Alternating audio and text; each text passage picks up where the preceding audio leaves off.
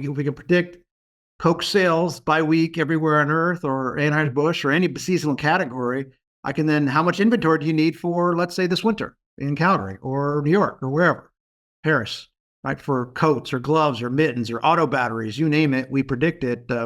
Right? The inventory, the allocation, the timing of advertising. Don't tell me it's a great weekend for whatever fertilizer in the spring if I've got 2 feet of snow on the ground.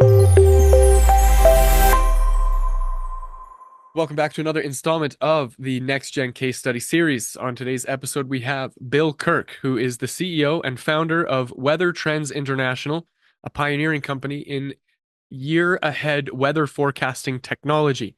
Bill's leadership has driven the development of advanced weather prediction tools that assist Fortune 500 companies in planning based on weather trends. A veteran of the U.S. Air Force and the Gulf War, Bill combines his military experience with his passion for meteorology to offer unparalleled insights into weather forecasting and its impact on various industries, which is why we're excited to have him on the show. This is a very unique opportunity to have a conversation like this. Bill, welcome to the program. Devin, happy to be here.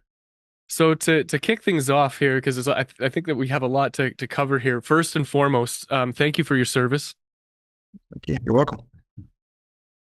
I'd love to get from you a quick, maybe few minutes on some of your history, some of your past, who you are, where you came from, and how you landed as the CEO and founder of Weather Trends International.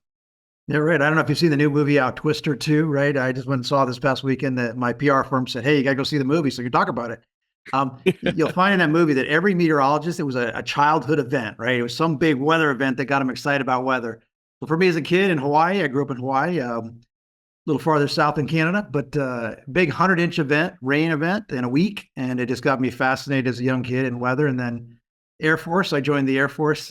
First assignment was Central Command at MacDill Air Force Base, 1989. So I'm dating myself. And had a fun walk with General Norman Schwarzkopf, if you remember the name, during Desert Storm. And he gave me the advice. He says, you're the scientist. Give me the answer, not a hedge. So I had just come from Rutgers and physics and fluid dynamics, right? That's meteorology. He says, but don't change your mind once you give me a forecast. And that was so profound. Again, that's meteorology, changes every 4 times a day, right? It's physics changes. It's changing all the time. That's why your forecast changes every day. So we started thinking statistics and cycles to predict sensible metrics, temperature, rainfall, and snowfall out a year. Back then, it was 2 locations, MacDill and the Middle East. Today, it's 32 million. It's every mile or kilometer, if you will, on Earth. So we get those 3 things right, we can predict a lot of things from there. So that's really kind of where it started. Wow, that's incredible to be able to look that far ahead in the weather. When I know, like even myself, in my own experience, I know how difficult it is to kind of pinpoint how certain things are going to unfold. So I wonder, Mm-hmm. the development of that technology and how you've kind of brought it to life. What was that experience like, kind of going through and fine-tuning things? Yeah, so we really founded this company about 22 years ago in the early 2000s. Think about the early 2000s, right? There was no, Facebook. There was probably no YouTube. I think we had Google, right? So I mean, things were just kind of in their early stages. Today, we're blessed, obviously, with Amazon Web Services. So we have thousands of servers at our disposal. I think if we had to buy all the computing power we need, it'd be $100 million just to do the stuff we do. But thanks to Wow. Amazon, we can do things much, much quicker, much cheaper. It's a lot of statistics. I always say that, we're really not trying to tell you in Calgary, we do, that your high will be 20 Celsius or your low will be 10 and you'll have this much millimeters, centimeters of rain, inches of rainfall. But we do that by week, out a year. So always a rolling year statistical that doesn't change. The value of that is that I tell you trends, right? I'll tell you that you're going to have the warmest, first week of August in 27 years, or the wettest in 15 years, right? Identifying those trends day by day, week by week, out a year, right? Then I can convert it into stuff. How much cold beverage do you drink, right? We have this thing called the power of 1 degree. Every 1 degree hotter in your area, you'll drink 2% more of whatever you drink, beer, Coke, Pepsi, whatever, right? Water. If it's 10 degrees hotter, you'll drink 20% more, right? And we know that from proving that against point of sale data of analyzing client sales data, Anheuser-Busch, Coca-Cola, right? We know exactly what you do as a consumer based on the weather, right? So if I could predict that weather remotely accurately, again, I only got to get the trend right. I don't have to be exact. I'm going to be off by We always say our year ahead forecast is as good as a week 2 short range forecast. So day 7 to day 14, whatever you're hearing for next week, we'll crush that even though we're a year ahead. So that's kind of the level of, technology that we have today. That's really impressive. And my next question, Bill, was going to be, so who needs this aside from the dying legacy media and news stuff? Like, who's actually using this? But I think you alluded to that in, maybe if Bush or Coke knew, that it was going to be particularly hot weather in a certain area, there could be that knowledge is really powerful in their decision making. We have one media client, right? Fox Weather. We do the plan, so we're plan events thing on the Fox Weather app. So there's kind of a new thing. It allows you to pick hey, I'm going to be on a wedding in Hawaii in 6 months from now, right? You can go get the weather, what we're saying for that period in Hawaii, 6 months, 9 months, a year from now. No, so our clients are really big retail. Our first client was Walmart 22 years ago. Second client was Anheuser-Busch beer. Third was Johnson & Johnson. And fourth was JP Morgan. So each of those were retailers, suppliers of seasonal goods, and then Wall Street wanting to understand how these retailers are going to perform months or quarters into the future, right? So we're predicting seasonal sales. Today, we predict about 10,000 of them. And again, what we do today was not possible 15 years ago, right? Without an Amazon Web Services concept, right? Giving us that horsepower of, scalable technology, crunching data, we couldn't do it today, right? So we're lucky in that regard. So again, that's our goal. We can predict Coke sales by week everywhere on Earth, or Anheuser-Busch, or any seasonal category. I can then, how much inventory do you need for, let's say, this winter in Calgary or New York or wherever, Paris, right? For coats or gloves or mittens or auto batteries, you name it, we predict it, right? The inventory, the allocation, the timing of advertising. Don't tell me it's a great weekend for whatever fertilizer in the spring if I've got 2 feet of snow on the ground, right? And that happens all the time, right? I mean, so that's kind of how we try to help big business make, long-term, all those decisions are a year out, 6 months to a year out. So what's really interesting about this all is looking at the customer acquisition process. And right off the bat, you said your first partner was Walmart. And then shortly after there, four other in the top, I'd say 50 of the Fortune 500 companies are who you are working with to provide these solutions for. So what was that process like in terms of how you approach finding a new client for the services that you offer and then kind of maintaining that relationship over time? Yeah, so again, lucky or otherwise. So the day we're walking in, and again, remember the walk with Schwarzkopf, because that was very important what he said. Don't change your mind. I got to plan something 6 months from now. I need your best guess, scientific guess for 6 months from now, a year from now. Mm-hmm. So you got to give your best guess. What do I see? So you got to look at statistics and climate cycles, and right, it's a lot of math versus physics, right? So the things that don't change, La Nina is a big thing you're hearing about now. What's it mean for you, right? There's dozens of other factors other than just that one thing that governments key on. So with Walmart, the day we're walking in, the Weather Channel was walking out because Walmart says, you're not going to change your forecast now, are you? And the Weather Channel said, yes, physics changes, all the time. We'll change that forecast twice a month, 24 times between now and next year. And Walmart was like, well, how can I plan on that? How do I plan a year from now? I'm going to China to buy billions of dollars worth of stuff for next summer. That's what they're doing right now. They're going next summer for next summer. How many air conditioners, fans, shorts, all that stuff, right? So when we walk in, the first question was, do you change your forecast? And we say, we don't. And here's why.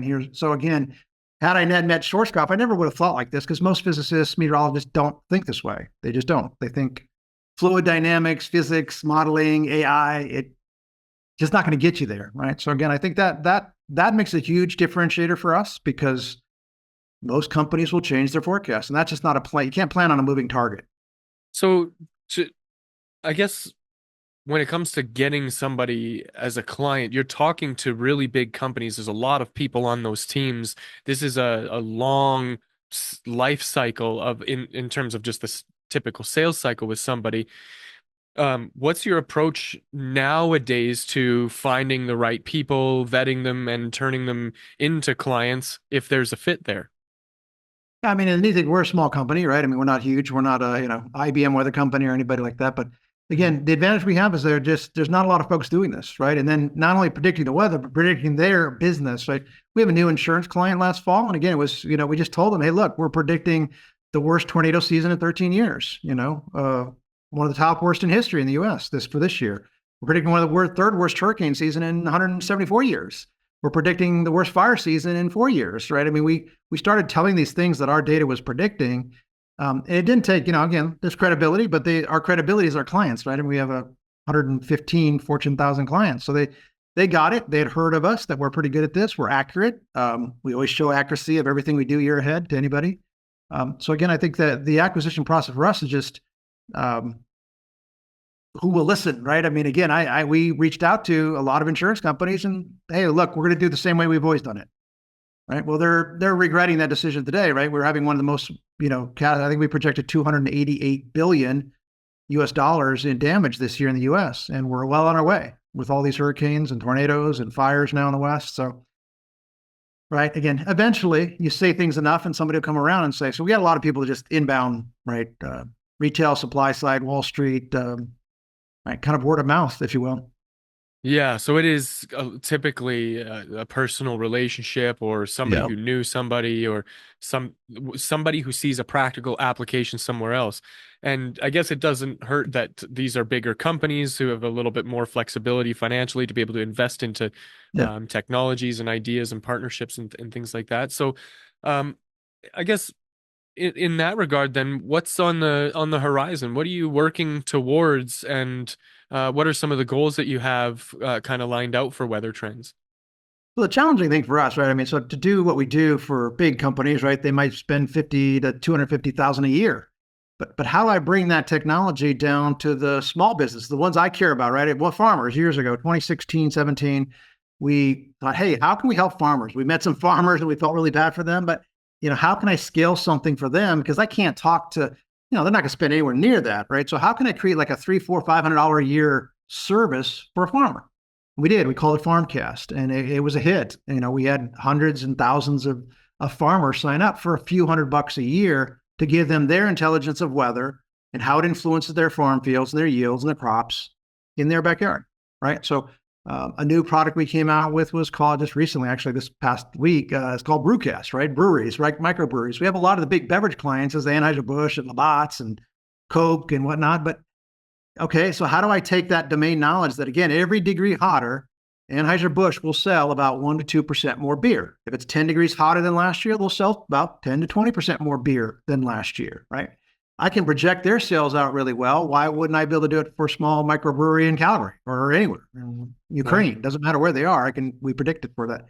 We came out with that. And again, it's like a $300 solution, right? So we're just trying to figure out how can I, again, because I can't talk to the hundreds and hundreds of farmers we have, right? I can't, at $300, we just don't have the resources to talk to all of them. So we built a simple daily email PDF report. It's automated. They can e-commerce swipe their credit card, and it's working. I mean, we'd love to be able to talk to them all. They can certainly call us. I'm not saying they can't, but we couldn't field hundreds of questions, right, from small farmers paying a few $100s, right? So it's working. We're trying to figure out how to scale that into other sectors. So breweries are our next. We're there. We'll see what happens. Yeah, it's really cool that you're exploring other verticals and looking for creative ways to connect the data that you collect with the practical application on the other side. It's so fascinating to see those types of ideas come to life in a very useful way. But then, okay, so it poses a bit of a challenge then in terms of systemizing and scaling some of your efforts, because on one hand, you can rely on the referrals, and when they're really big partners that come in, then that cycle can be a little bit longer. But then when you're exploring some of these other verticals, what sorts of challenges or friction do you face along the way in terms of communicating and finding the right people to connect with these new products? Yeah, I mean, that's certainly challenging on the small business side, right? I mean, there are, I don't know, 10,000 microbreweries in the US, right? So how can I possibly reach 10,000 of them, right? So I got to find some partner in that space, an early adopter. As we did in the farm space, we had a big ag tech company that did corn seed and talked to farmers every day, and they embraced us, and their farmers embraced us. So that's more challenging, certainly when there's a huge universe of opportunities of small businesses. But again, we got to find a partner to help us with that, and just word of mouth, right? I mean, again, your first thing, right? This is the first time you've heard of year ahead weather. You're skeptical. That's our biggest hurdle, skeptical in that space. in retail, supply side, financial services, pharma, ag, places that we've been for 20 years, folks know us. They know, hey, you want accurate long range weather sales, go to Weather Trends. IBM even said that when it was ironic on a call. They said, who's the most accurate, year ahead predictive weather analytics? And they said us instead of them. I thought that was kind of funny that they didn't say Watson, they said us. But in any event, right? I mean, that's going to find that partner that can help us in word of mouth. That again, only takes one guy to try it, and he tells his friends. And right now, the other challenge we have though is just again, when one company has success, Anheuser Busch is not going to go out and tell Coors how great we are, right? So Right. It's challenging in that capacity that Target doesn't want to tell anything about what they're doing to their competitor. Yeah, a lot of these companies play it close to the chest because it gives Yeah. them a competitive advantage when 0.1% of a competitive advantage makes such a huge difference Yeah. to the outcomes of their sales and revenue. So yeah, I can Right. see how that would pose a bit of a challenge. So what sorts of things have you deployed to kind of mitigate some of those points of friction? Well, again, we don't offer exclusivity, right? I mean, so again, I guess part of the issue is that like Wall Street, right? I mean, we have couple dozen of the big banks, that are really on the understanding, right? If you knew, how wet this year was going to be in the U.S., right? And we had up in this winter, spring, it was the wettest in 40 years in the Northeast U.S. The Corn Belt obviously had record flooding this year along the rivers. If you knew that a year in advance, as we warned Wall Street, you would know that, hey, Home Depot's not going to have such a great Q1, early spring. And they had a horrible Q1, right? I mean, it rained every weekend, right? So nobody went out and got lawn garden, tractors, things that you would buy, decks, building decks, right? Nobody did that. And they're just one of many, right? Everyone had kind of a tough early Q1 of the year. So versus, knowing that June, Q2 was going to be really, really strong, really hot and dry, right? Which is good for seasonal sales, right? So the Wall Street guys, they're kind of like, well, they've got it, right? Everybody thinks they got to have it, right? If these guys have it. So it can work to your advantage too, though, if everybody in theory has it. I don't want to be the one that doesn't have it. So, and how they use it really, I mean, again, I can say clients that are just, I've got clients that have made, I wish they'd share it with us. They don't, that made $1 billion on our advice, literally $1 billion, and they don't pay us anywhere near that. Like share the wealth, but they don't. Right. So again, it's not that hard to be, have them have huge wins on just the phone call. I mean, it's, it's not, I would say it's not rocket science, but it's really not that complicated for clients to have huge wins with just a little bit of intelligence on what the weather will do to their business. With the right data goes a long way. So in terms of how you kind of empower your team to support you in your efforts in growing the business, what sorts of tools, technologies, that sort of thing are you guys using to sort of streamline the process? Or is this all a very manual human process? Because either or, I'd love to get your insight on what's working for you. Yeah, no, yeah, years ago, back in the early days, 20, 15 years ago, right, it was manual. Just to do one category sales analysis on, say, water might have taken us 2 or 3 weeks to do the analysis, analyze the sales against the weather, model it, and then project those sales by store by week. That was a 2, 3 week process for one category. So we decided, look, we can't do that, right? It's not scalable. We only have a very small team. We have about 4 IT engineers that are geniuses. I say they're 4 guys that do a work of about 20.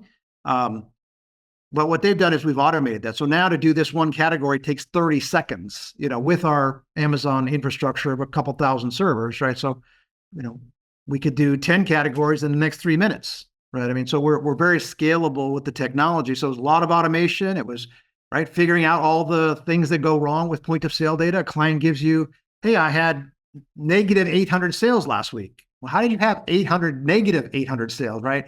So finding those error points in the data, the common mistakes that big companies make with giving you sales data, right? So we automated that whole process to, find the errors, correct them, fix them where we can. And again, automation's the key. I mean, we're 100% automated today. The long range forecast, short range forecast, everything's automated. It can't be, a lot of companies will, like, short range weather, they'll have dozen AccuWeather will have, hundreds of meteorologists tweaking the forecast. We don't have that ability, right? So the only way we can compete in that regard is to automate it, do what stock markets do, right? Detrending, bias correction. The euro's too hot, the GFS is too cold, the Canadian's too warm, right? And you just figure out those biases that they tend to have and automate those errors. So you don't really need a human, right? Up here's the Canadian, it's winning over the GFS, or here's the euro. It's like this one with this Hurricane Debbie. The euro totally got it wrong. Everybody loves the European model, right? The short range European model. It said this Debbie was going to go up the east coast of Florida and up the east coast, a few days ago.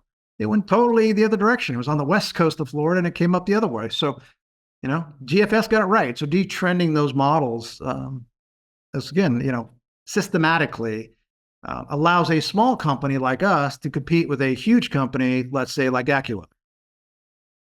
Yeah, it's so funny as you were kind of talking through that whole scenario. I was thinking about the impact on the stock market that weather has, and I wondered if there was any connection between, people who trade stocks, day traders, things like that, even forex, and then how that relates to weather trends. And I wonder if there is some level of reliable predictability and or maybe a tool or something that could be developed that would at least lend some information to, interested parties. I don't know if that might be another vertical for you to explore. Yeah, we're actually in it, right? So we have a product called an equity report. It tracks 63 equities, the Home Depots, Lowe's, Target, Kohl's, AutoZone, Amazon, right? Those types of companies.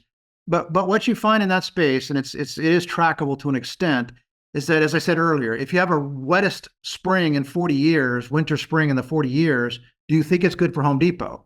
It's not. Is it good for Macy's? No. Is it good for store traffic? No.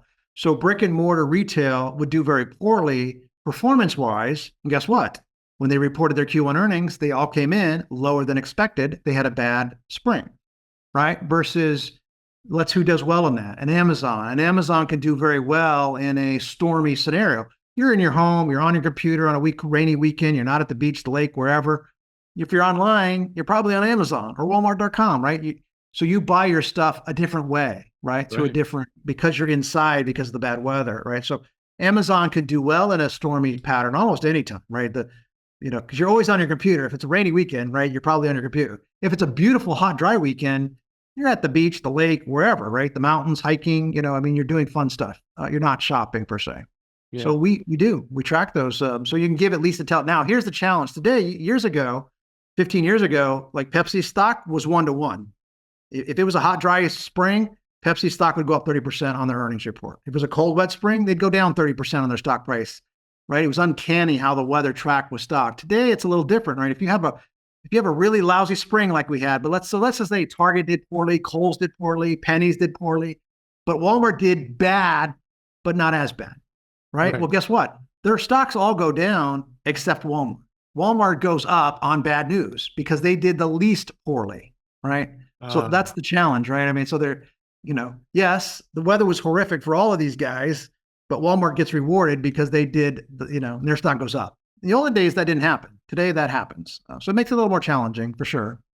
Yeah, there's so many moving parts in it, in all of it, and understanding the trends and the data and the information is really important. And having a tool like the one that you've created and implemented and that you're continuing to develop is obviously there's a role for it and a need in the market for really sound data, which is kind of a part of just the evolution, I think, of the way that we are all doing commerce in terms of kind of what's trending, what's popular, what's coming in the future for the different tools and things and ideas out there.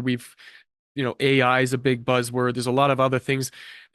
I get a sense that you've already been dabbling in that space, given, the sophistication of the tools that you offer. Is there anything that you could share in terms of insight with the way that you guys are deploying AI currently?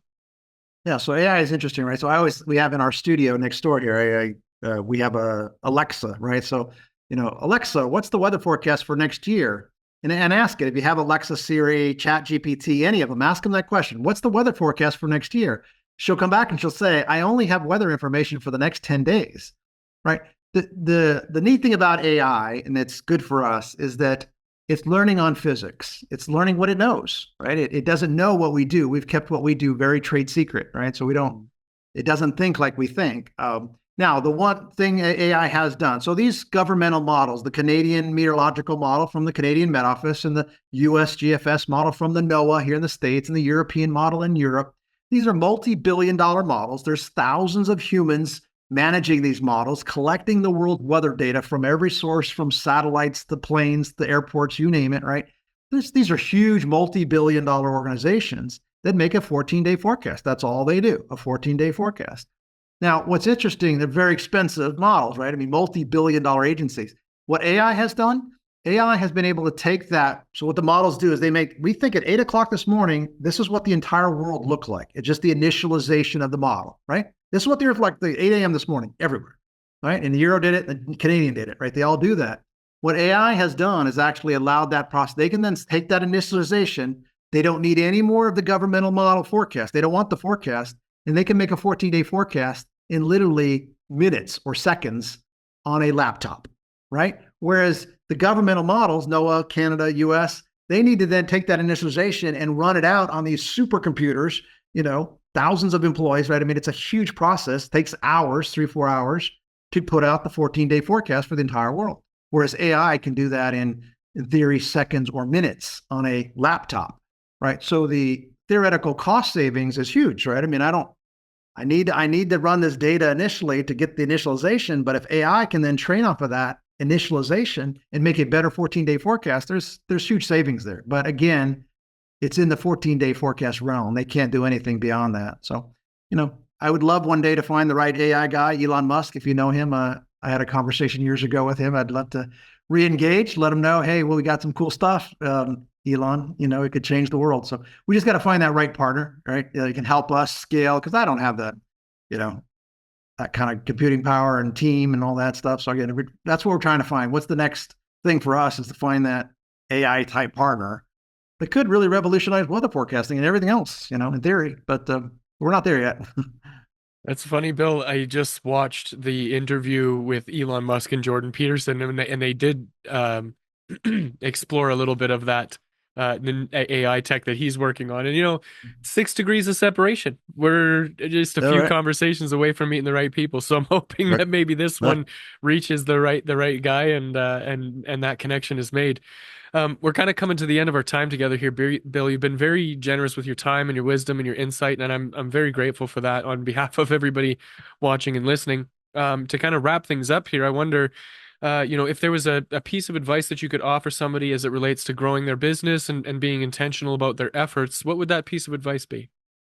You got to do what you love, right? I mean, I'm a scientist from day 5 years old, right? I mean, so do what you love, embrace it, and hire a team of people smarter than yourself, and and take care of them. I mean, our employees have been here 15, 20 years. Pay them a ton, pay for all the medical, do everything you can for those guys. You know what? You as a team can definitely revolutionize things that nobody else can do, and you can move so quickly. I think that's advantage, right? Small teams are very nimble. So again, take care of your people, and you can change the world, hopefully. It's a testament to your success. It's very sound advice. If somebody wanted to reach out to you to pick your brain or perhaps work with you, what's the best way for them to do that? I guess maybe email bkirk@wt360.com. That's one good starting point. You'll find my contact information on weathertrends360.com. So my contact's on there. But yeah, happy to chat with anyone. Beautiful. We'll link to all that in the show notes. And if you are watching and listening to this and you wanted to get in touch with me and my team for your marketing needs, you can visit nextgengrowth.com. Otherwise, that's it for this episode, and I will see you in the next.